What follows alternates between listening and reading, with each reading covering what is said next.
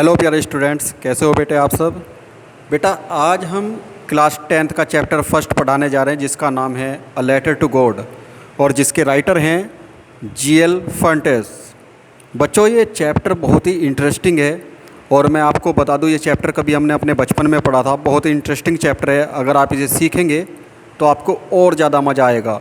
और इस चैप्टर की एक सबसे बड़ी खासियत ये भी है कि ये चैप्टर दिखाता है कि एक आम आदमी का भगवान में कितना विश्वास होता है। आइए टाइम वेस्ट ना करते हुए शुरू करते हैं इस चैप्टर को जिसका नाम है अ लेटर टू गॉड। जिसके जो मेन कैरेक्टर हैं वो हैं लेंचो, जो कि एक किसान है, बहुत ही हार्ड वर्कर है, उसकी wife, postmaster and A postman. अब कहानी कुछ ऐसे शुरू होती है, जो लेंचो का घर है वो एक ऐसी ऊंची हिल के ऊपर है कि एकमात्र घर केवल उसी का है। वहाँ से सारी नदियाँ दिखाई देती हैं, पूरा शहर दिखाई देता है। अब उसकी जो एकमात्र जीविका चलाने के साधन है वो है उसके खेत। फसलें तैयार हैं, कटाई के लिए तैयार खड़ी थी। वो आसमान की तरफ देखते हुए क्या कहता है कि हे भगवान, बस एक बारिश और हो जाए। अगर ये बारिश हो जाती है तो ये फसल के लिए बिल्कुल संजीवनी का काम करेगा। भगवान ने उसकी सुन भी ली, संजीवनी जैसी वो बारिश भी हो गई, लेकिन वो बारिश इतनी विध्वंसक हो गई कि उससे उसकी सारी की सारी फसल बर्बाद हो गई। जब लेंचो और लेंचो की वाइफ बाहर आकर देखते हैं तो वो रोते हैं कि हे भगवान, ये आपने क्या कर दिया। हमने आपसे बारिश के लिए विनती की थी, आपने तो हेलस्टॉर्म डाल दिए और हमारी पूरी फसल बर्बाद हो गई। अब हमारे पास खाने के लिए क्या है, हमारे बच्चे कैसे पलेंगे। तो लेंचो इसमें क्या करता है कि एक पत्र लिखने का निर्णय लेता है कि मैं भगवान को एक लेटर लिखूंगा।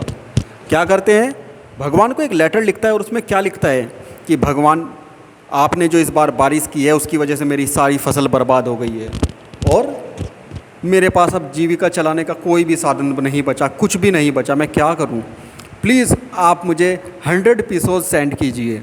और वो लेटर लिख के पोस्ट मास्टर के यहाँ पे जो पोस्ट ऑफिस है वहाँ पे डाल देता है, उसे ड्रॉप कर देता है। जब वो पोस्ट ऑफिस में जाके ड्रॉप करता है तो जो वहाँ पोस्टमैन होता है उसे वो लेटर मिलता है और वो देख के ठहाके मार के हंसता है। कहता है यार कैसा पागल इंसान है, भगवान को लेटर लिख रहा है। और वो यही लेटर अपने बॉस को जाकर दिखाता है। क्या कहता है कि देखिए बॉस, कोई इंसान भगवान को पत्र लिख के गया है और उसमें उसने पैसे मांगे हैं। उसके बाद क्या होता है कि उसका जो बॉस है वो भी ठहाके मार के हंसता है, लेकिन बहुत जल्दी वो सीरियस हो जाता है। वो देखता है कि यार इस इंसान का भगवान के अंदर कितना फेद है, ये तो भगवान में बहुत विश्वास करता है।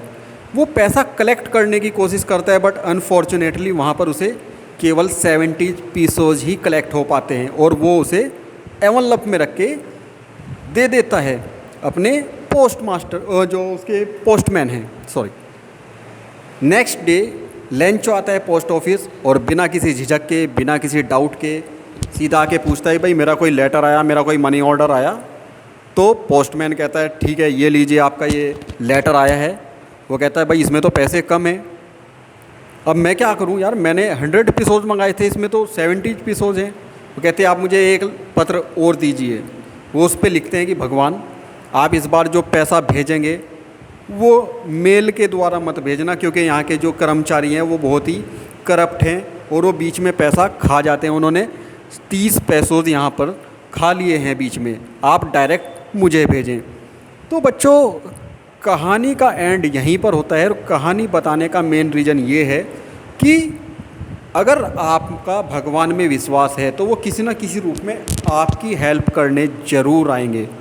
तो बच्चों आज मैं इस चैप्टर की हिंदी समरी यहीं पर समाप्त करता हूँ। मिलते हैं नेक्स्ट क्लास में, तब तक के लिए आप सभी अपना ध्यान रखिए, स्वस्थ रहिए। Thank you and have a nice day. Bye bye.